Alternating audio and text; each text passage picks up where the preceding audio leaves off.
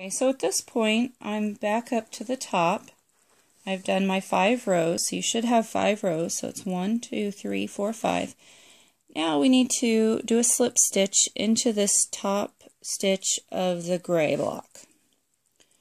So we're going to insert our hook into the top and pull it through and do a slip stitch.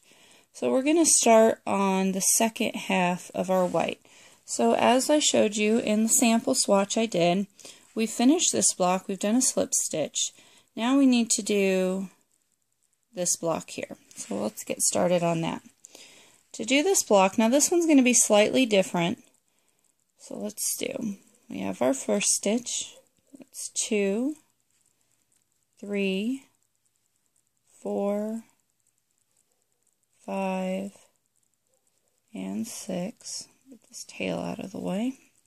So you should have 6. Now with this gray block, we did the chain 11, so we had all the chains here, and we just joined to the extra chains on the way up. We don't have that here. So this particular block, the edge blocks are going to be a little different. Let me show you what I mean. So we have our 6. We need to create the height to build up. So the first step, we're going to yarn over, and as before we did pull through 2, all the way across. The first step we do is a little different on the edge block.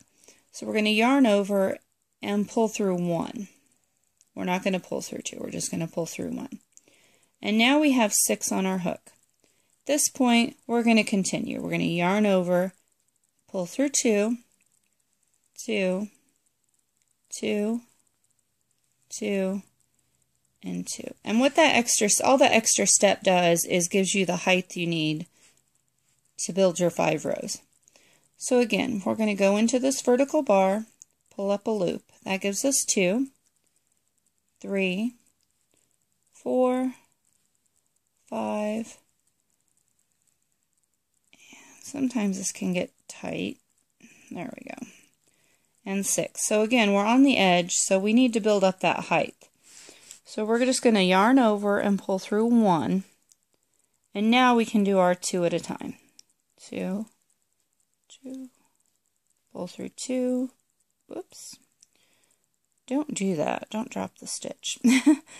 So, okay, so let's pull through 2, 2, and pull through 2. So that's row 2. 3 is yarn over, pull through.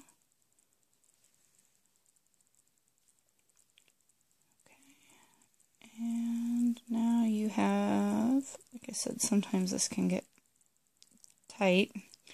So we have our 6. We're going to yarn over, pull through the first stitch, yarn over, pull through 2 all the way across. Okay, so that was 3. And I'm just going to go kind of fast through the rest of this because at this point, I would imagine you guys are understanding kind of what I'm doing. If I'm going too fast for you, you can always pause the video and catch up.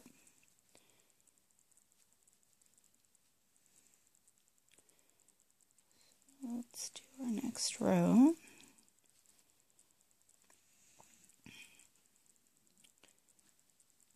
Okay, so let's see, that's 1, 2, 3, 4, this is 5. Again, we're at the end, so we're only going to yarn over and pull through the first stitch. We're going to yarn over and work off 2 at a time.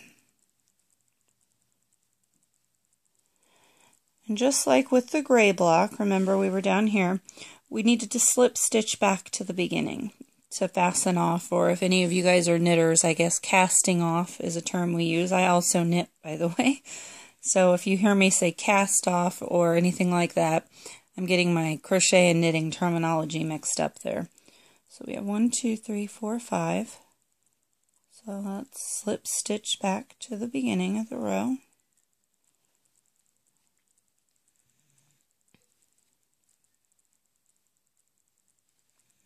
Okay. And now we have completed the second row in our blanket. So you can see kind of how it's going. We'll compare it to this. So we finished this, and the third row is going to be exactly the same as the second row. You're going to join the yarn down here at the bottom right hand corner. You're going to, let me get this up a little bit here so you can see it better.